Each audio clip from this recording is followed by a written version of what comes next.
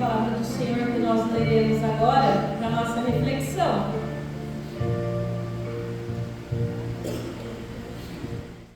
Isaías 9, de 1 a 7, diz assim: Esse tempo de escuridão e desespero, no entanto, não durará para sempre. A terra de Zebulon e de Naphtali será humilhada, mas no futuro, a Galileia dos gentios, localizada junto à estrada entre o Jordão e o mar, se encherá de glória. O povo que anda na escuridão verá grande luz. Para os que vivem na terra de trevas profundas, uma luz brilhará. Tu multiplicarás a nação de Israel, e seu povo se alegrará. Eles se alegrarão diante de ti, como os camponeses se alegram na colheita, como os guerreiros ao repartir os despojos. Pois tu quebrarás o jugo da escravidão que os oprimia, e levantarás o fardo que lhes pesava sobre os ombros. Quebrarás a vara do opressor, como fizeste ao destruir o exército de Midian. As botas dos guerreiros e os uniformes manchados de sangue das batalhas serão queimados, servirão de lenha para o fogo. Pois um menino nasceu, um filho nos foi dado, o governo estará sobre seus ombros, ele será chamado de maravilhoso conselheiro, Deus poderoso, Pai eterno e príncipe da paz. Seu governo e sua paz jamais terão fim. Reinará com imparcialidade e justiça no trono de Davi para todo sempre. O zelo do Senhor dos Exércitos fará que isso aconteça. Pai, nós te louvamos, nós te agradecemos pelo Natal, Senhor, porque o Senhor se encarnou numa criança, se fez ser humano como nós e habitou essa terra. Conhece as nossas dores, as nossas angústias, os nossos medos. E não pecou, para que, indo para a cruz, pudesse levar o peso do nosso pecado sobre si. Mas não ficou na morte. Depois de 3 dias ressuscitaste. E a partir de então, o seu reino começou. E nós aqui estamos nessa hora, Pai, pedindo a iluminação do Teu Espírito, para que possamos, ó Deus, sermos alcançados pela Tua palavra. Que ela encontre no nosso coração terra fértil. Que ela multiplique a 100 por 1 no momento oportuno. Podemos a Ti agradecidos em nome de Jesus. Amém. Você pode se assentar?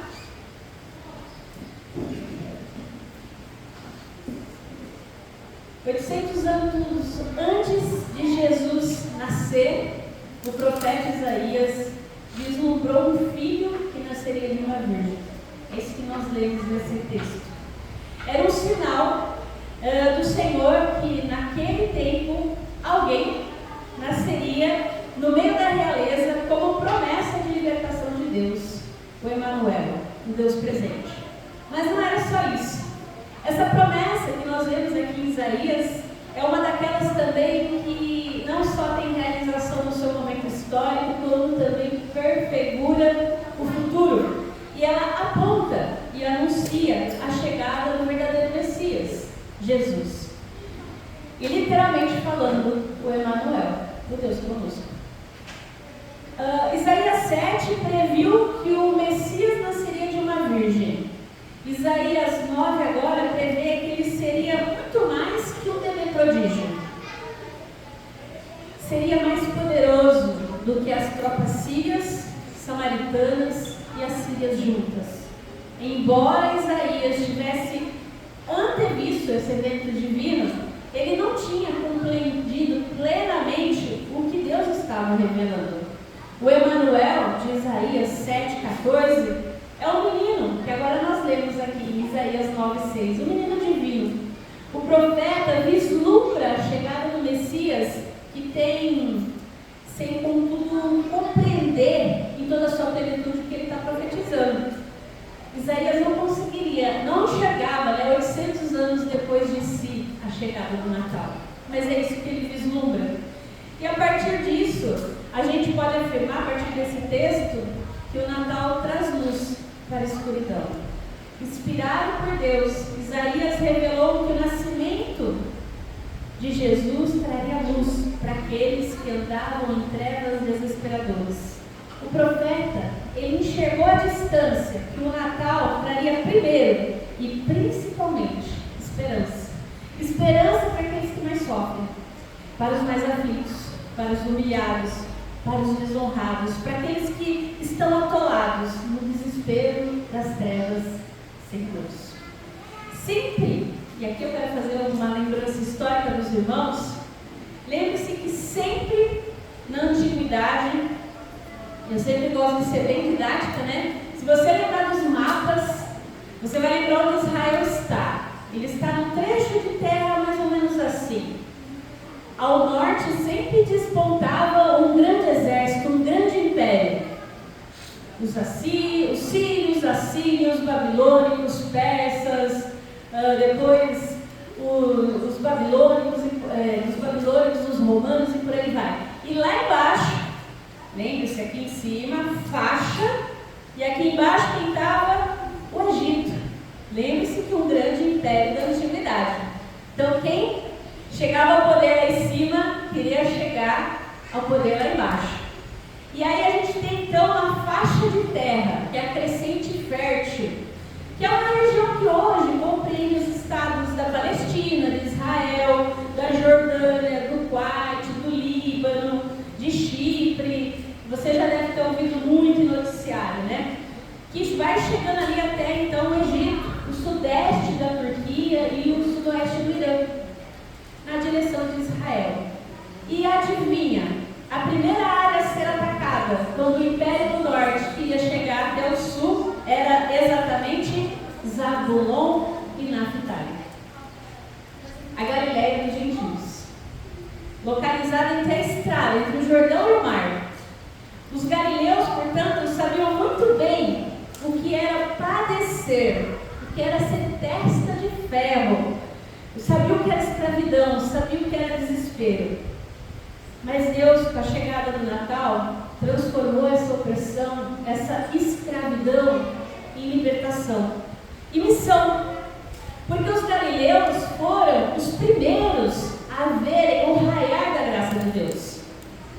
E de lá a mensagem se espalhou. A mensagem do Natal chegou para outros povos.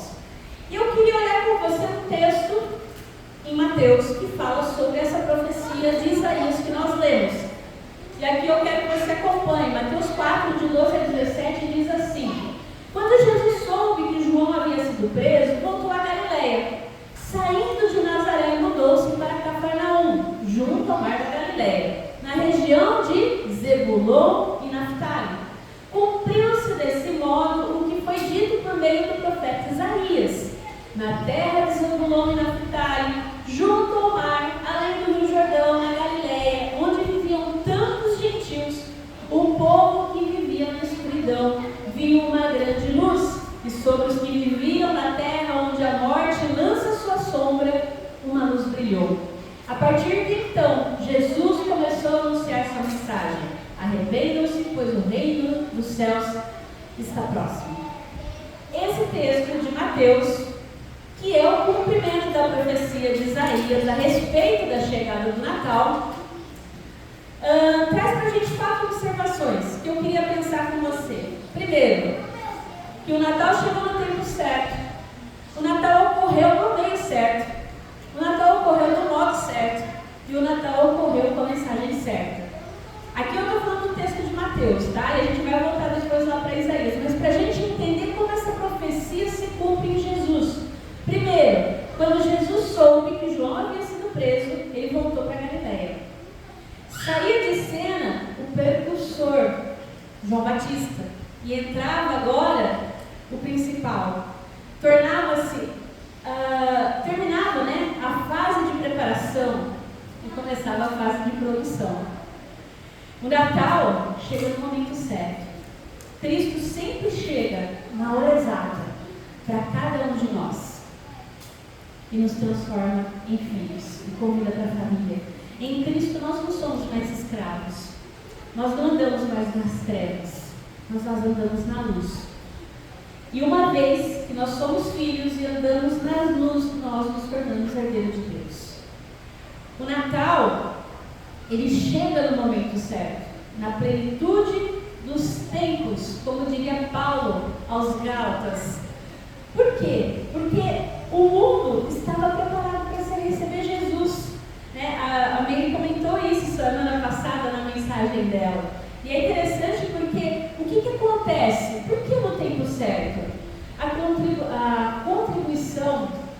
geopolítica dos romanos.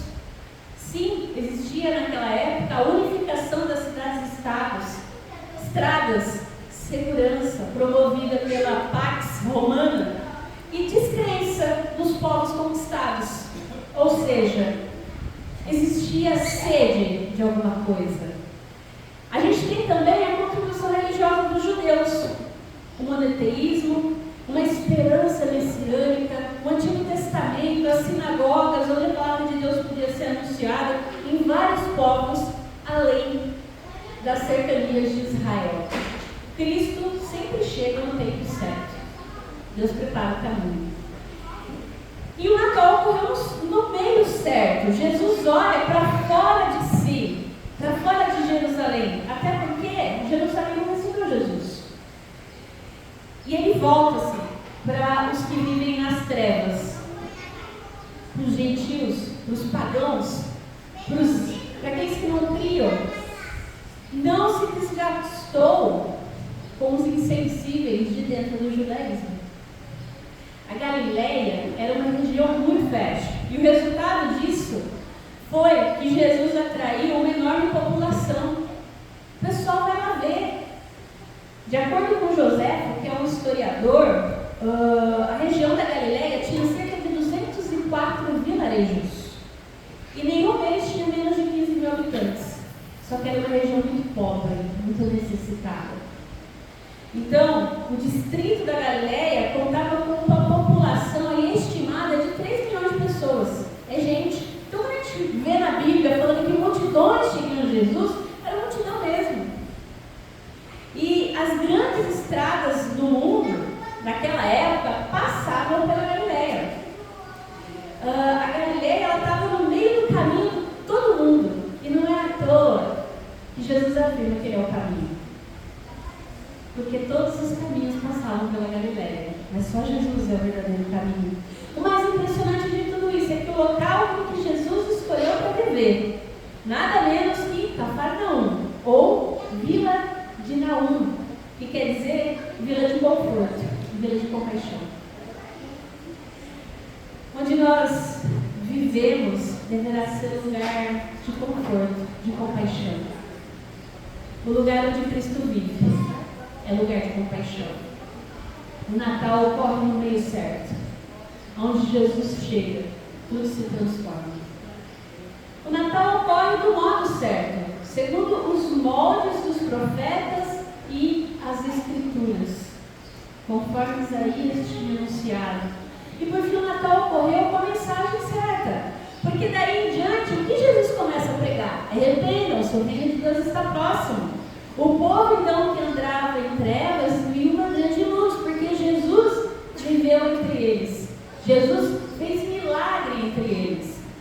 Jesus cuidou deles com compaixão e principalmente pregou a mensagem do Evangelho. Arrependam-se, porque o reino de Deus está próximo.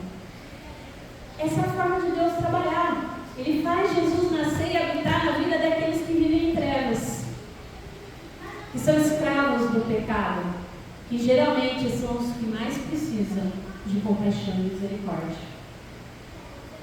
E geralmente, Jesus começa a trabalhar nas nossas vidas, nas áreas mais escuras, sofridas e carentes da nossa alma, onde incomoda. E depois traz libertação. O Natal traz luz para a nossa escuridão. E aí, pensando então que o Natal traz luz para a escuridão, e essa luz aqui, que tem esse contexto histórico todo, a gente vai ver também que o Natal traz alegria para a opressão. Além da luz, além da esperança, o Natal traz alegria. Isaías, aí no 9:3 fala: Tu multiplicarás a nação de Israel, e seu povo se alegrará. Eles se alegrarão diante de ti, como os camponeses se alegram na colheita, como os guerreiros ao repartir os despojos. Pois tu quebrarás o jugo de escravidão que os oprimia e levantarás o fardo que lhes pesava sobre os ombros. Quebrarás a vara do opressor, como fizeste ao destruir o exército de Midian. Deus foi fazendo o número do remanescente crescer, foi salvando, foi integrando novos povos. foi enchendo o coração desses povos de alegria. Afinal, não havia mais a escravidão do pecado para enganá-los, para subjugá-los, para oprimi-los ou para derrotá-los. Quando Jesus entra na nossa vida, Ele traz liberdade e traz alegria. Não quer dizer que a gente vai ficar feliz e alegre o tempo todo, porque rir demais também é desespero. Mas quer dizer que diante das dificuldades, das dores, nós sabemos que nós não estamos sozinhos. O Emmanuel está conosco. E Ele trabalha em nós e através de nós, fazendo o quê? Aumentar o número daqueles que haverão de crer da salvação. Começando pelos de perto, depois pelos de longe. O Natal traz alegria para a opressão. No meio da opressão, na medida em que o Evangelho, a verdade que Jesus viveu, morreu e ressuscitou para nos salvar, para trazer comunhão e paz entre nós e Deus, penetra no nosso coração. E a partir disso, vai se espalhando através de nós, destruindo ídolos, quebrando dentro de nós tudo aquilo que a gente adora mais que Deus, e nos levando à salvação de Cristo. Terceiro, o Natal traz também paz para a tribulação. O anúncio do nascimento desse Messias está acompanhado de uma promessa de paz. Olha aí o verso 5, né? As botas dos guerreiros e os uniformes manchados de sangue das batalhas serão queimados. Eles não vão precisar mais ser usados. Eles vão servir de lenha para o fogo. Então, a chegada do Natal significa que a rejeição e a destruição de todos os instrumentos de guerra, armas, línguas, ideologias, tudo aquilo que a gente às vezes briga tanto em Cristo, a gente não vai precisar mais se armar uma pessoa contra outra pessoa. Reina a paz, reina a harmonia, o amor, a alegria da presença de Deus nas nossas vidas. É mais importante o Senhor do que eu ter razão.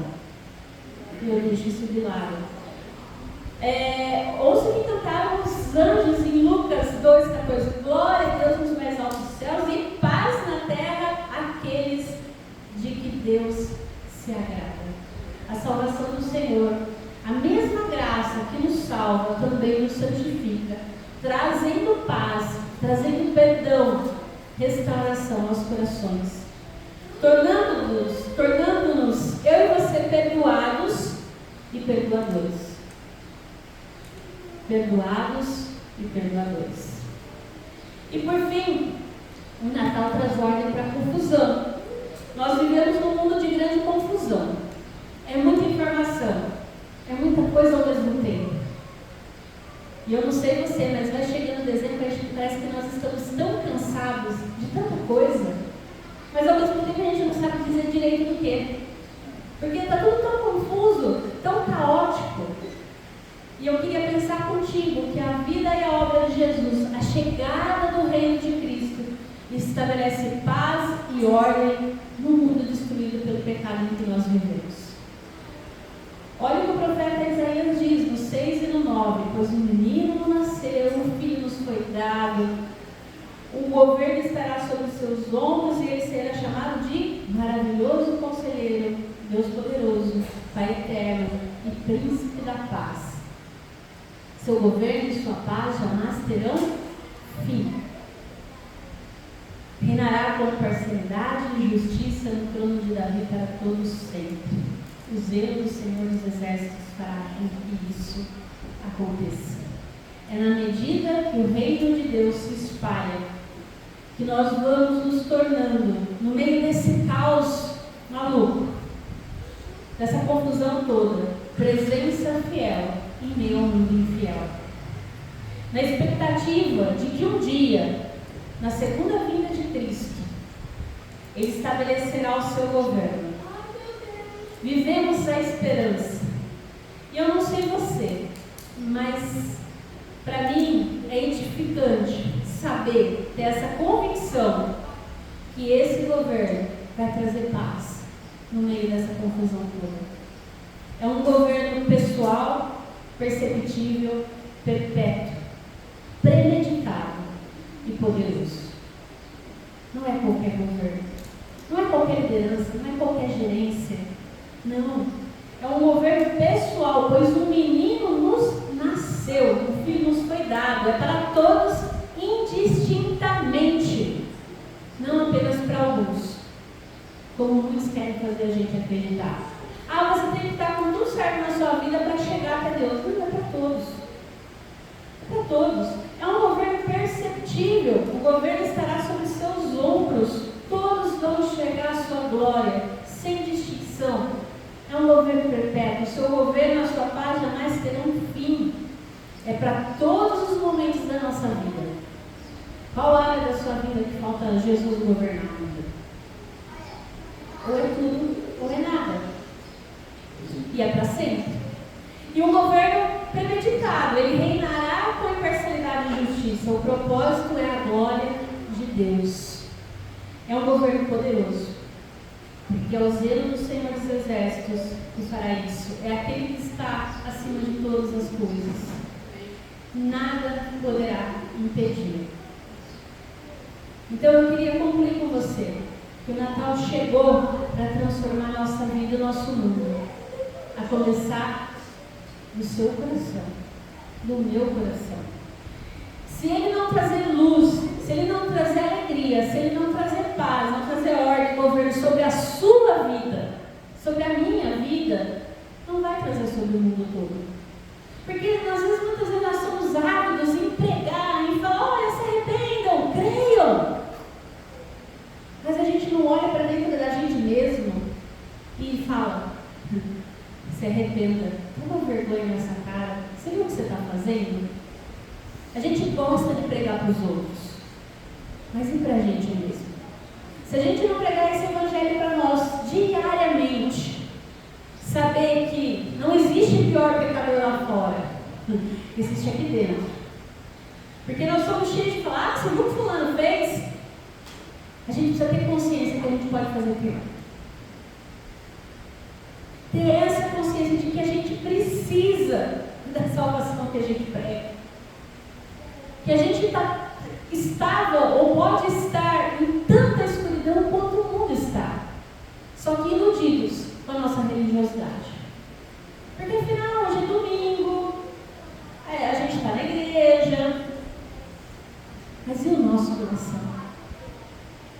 O Natal traz luz para a escuridão do seu coração, do meu coração. O Natal traz realmente alegria para a opressão do nosso coração, do seu coração. O Natal traz paz para você no meio da tribulação da sua vida.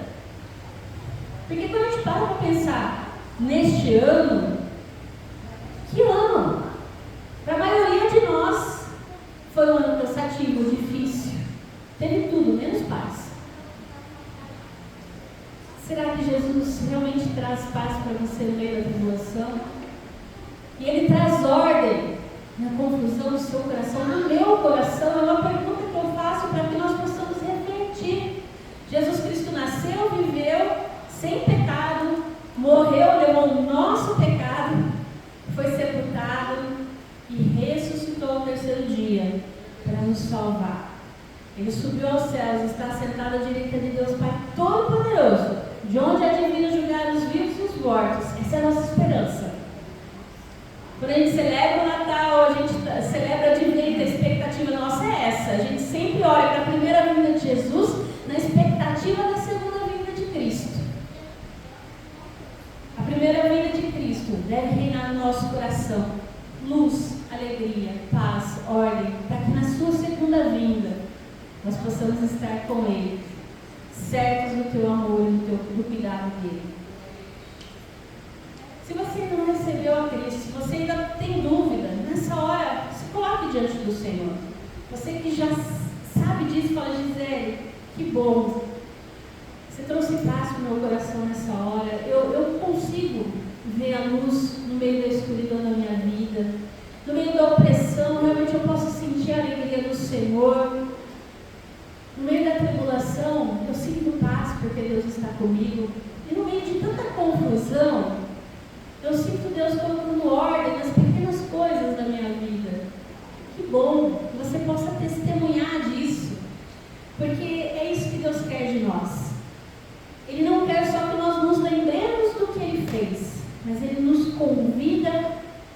fazer com ele. Porque se Jesus que trouxe paz, alegria, luz, alegria, paz e ordem, continua trazendo. E ainda trará. Eu queria deixar uma frase para você nesse sentido, do Ed Stetzer. Está bem pequenininho, mas eu vou ler para você. No Natal, Jesus não quer que você se lembre do que ele fez. Ele quer que você se junte a ele no que ele está fazendo. Ele está fazendo. Ele ainda está operando a sua grande obra até que ele venha. Para que nós possamos, dia após dia, sermos mais parecidos com ele. Para que nós possamos realmente ter um coração igual ao dele. Para que nós possamos anunciar o reino dele até que ele venha.